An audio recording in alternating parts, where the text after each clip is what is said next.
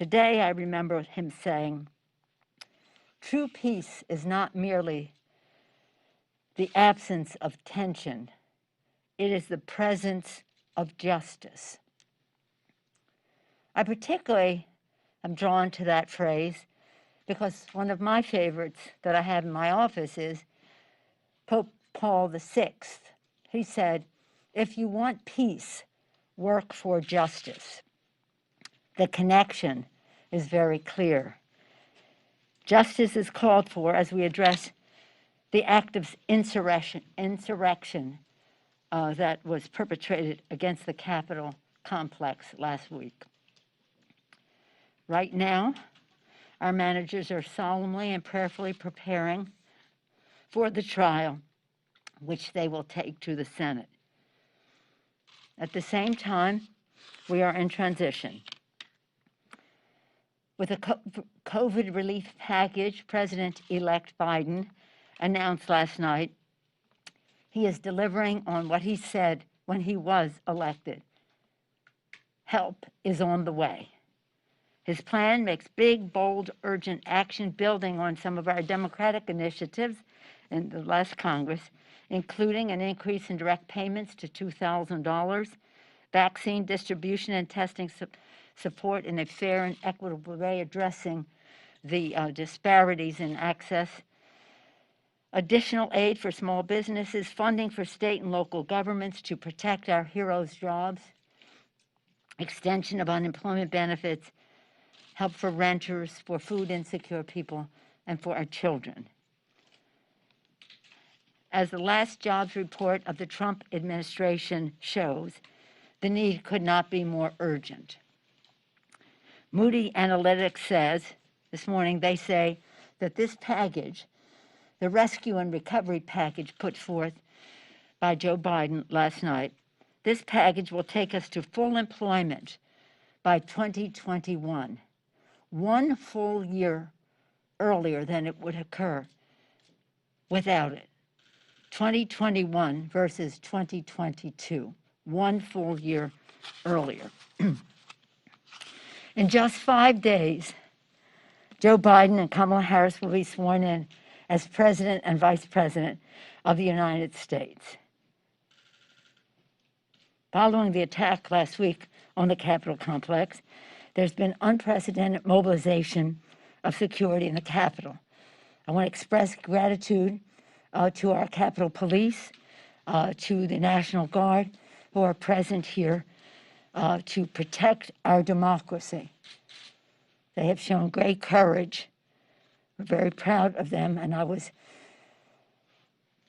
honored to be able to extend gratitude to them in person on behalf of the Congress. We must subject this whole complex, though, to scrutiny in light of what happened and the fact that the inauguration is coming. To that end, I have asked retired Lieutenant General Russel Honoré to lead an immediate review of security infrastructure, interagency processes, and command and control.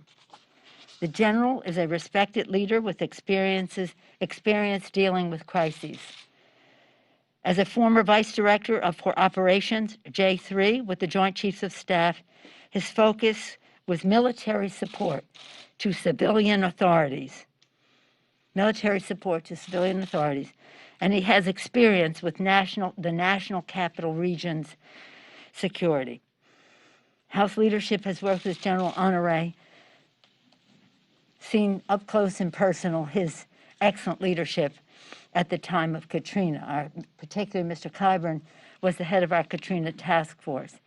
So he and I and others know full well how fortunate we are that the general has accepted as willing to do this. Members are moving forward with strong oversight from committees, of course, to have after-action review. There is strong interest in the Congress in a 9/11 type commission, an outside commission, to conduct that after-action review. In the meantime, I'm very grateful to General Honoré for taking on this responsibility.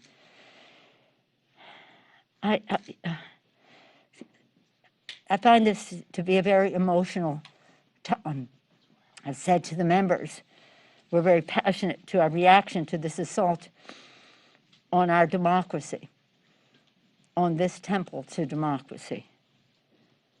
We're very passionate about our reaction, but we must be very dispassionate in how we make decisions to go forward for security, security, security.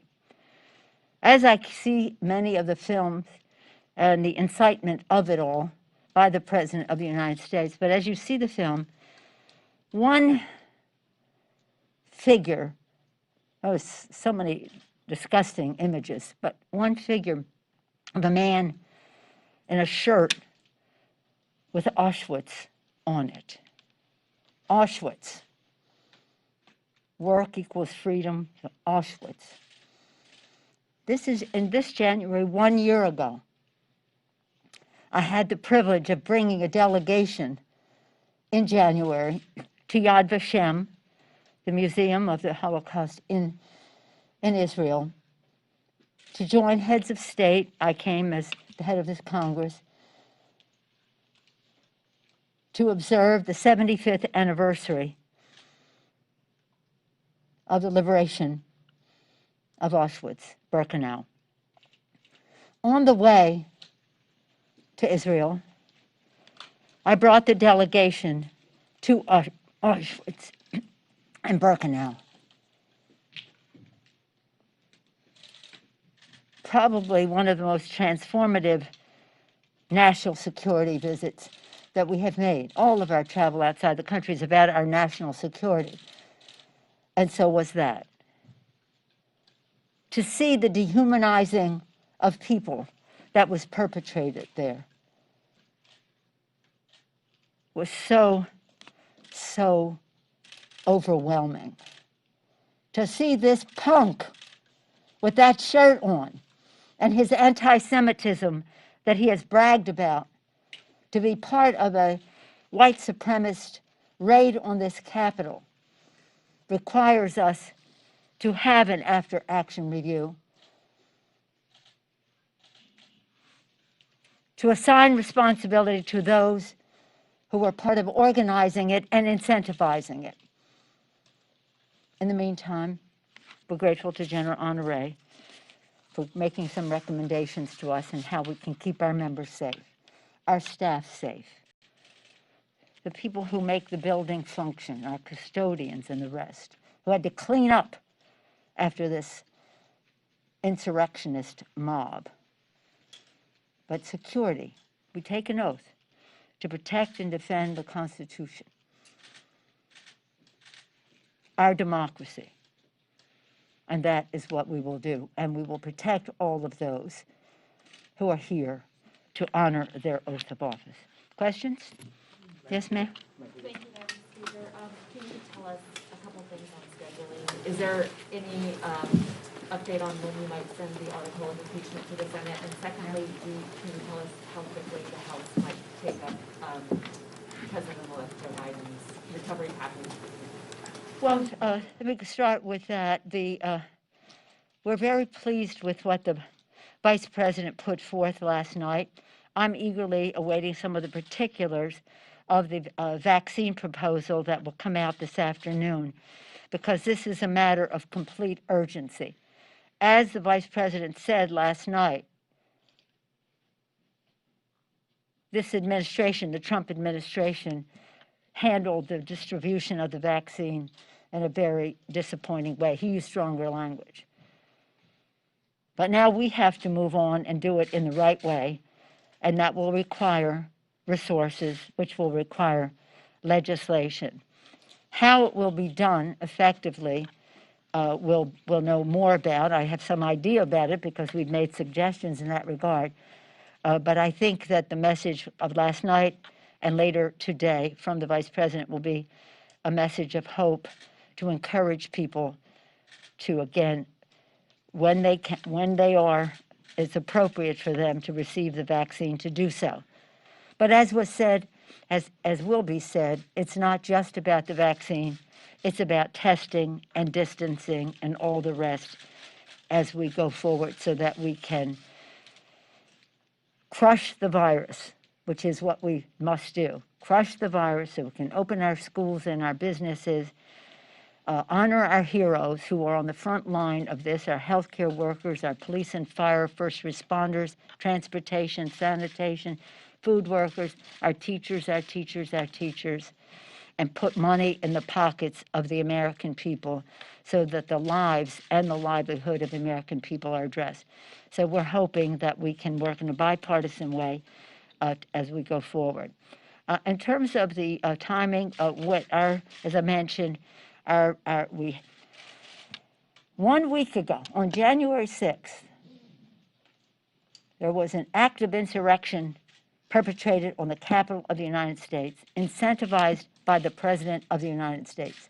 1 week later, Wednesday to Wednesday, that president was impeached in a bipartisan way by the House of Representatives. So urgent was the matter. They're now working on taking this to trial, and you'll be the first to know when we announce that we're going over there. Yes, ma'am.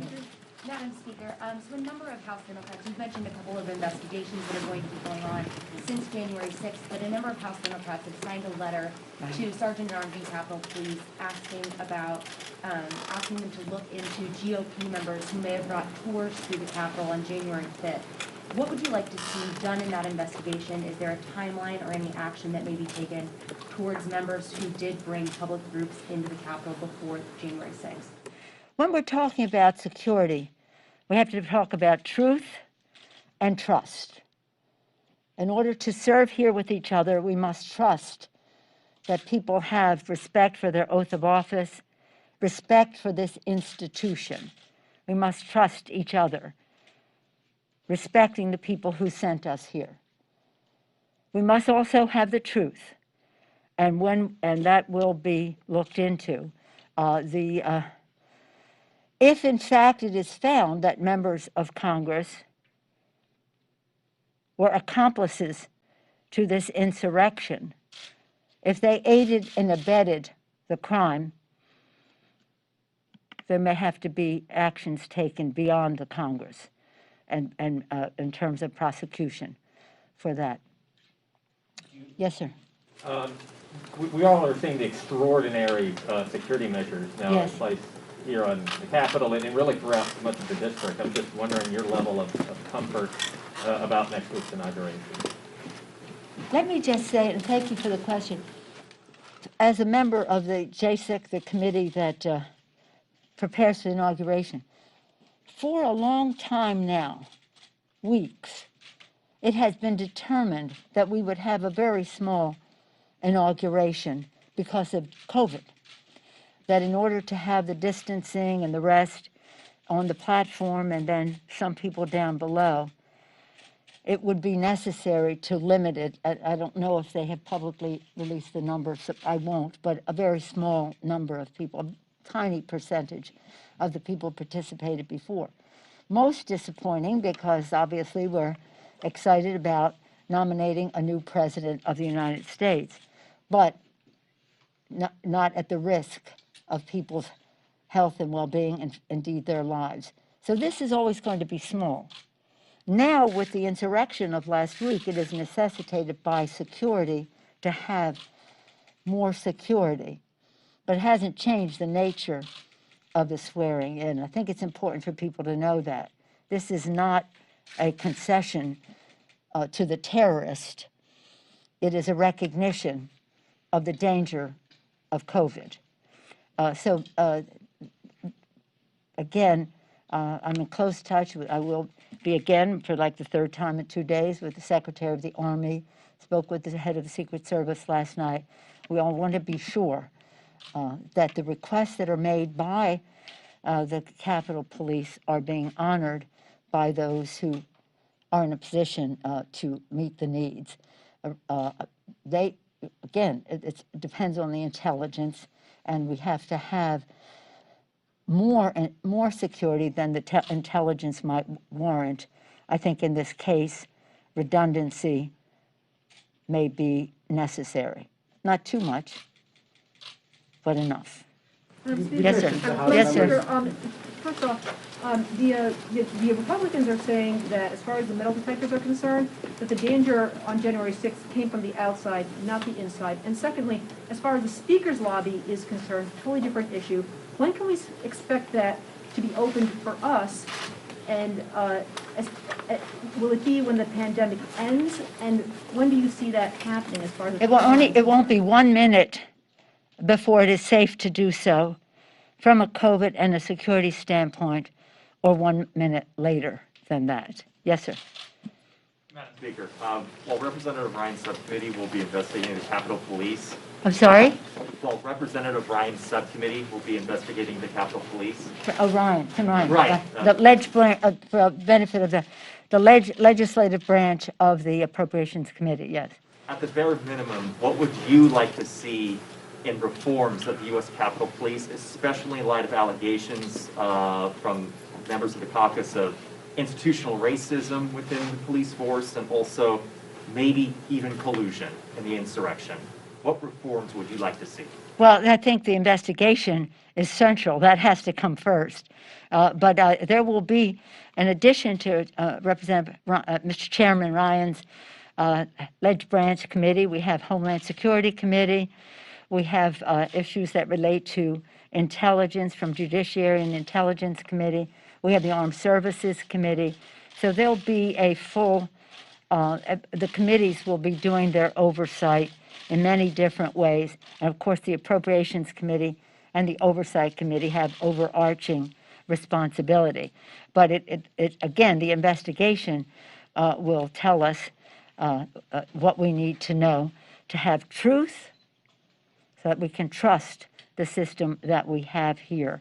And it's so sad. Imagine like 10 days ago, as I said, we really lost our innocence in this because we always prepare to protect and defend from all enemies foreign. But the Constitution also says, and domestic. And now we have to protect ourselves from enemies domestic. How close within? The investigation will let us know. I said, Speaker, could you withhold the article indefinitely? Are you considering withholding the article indefinitely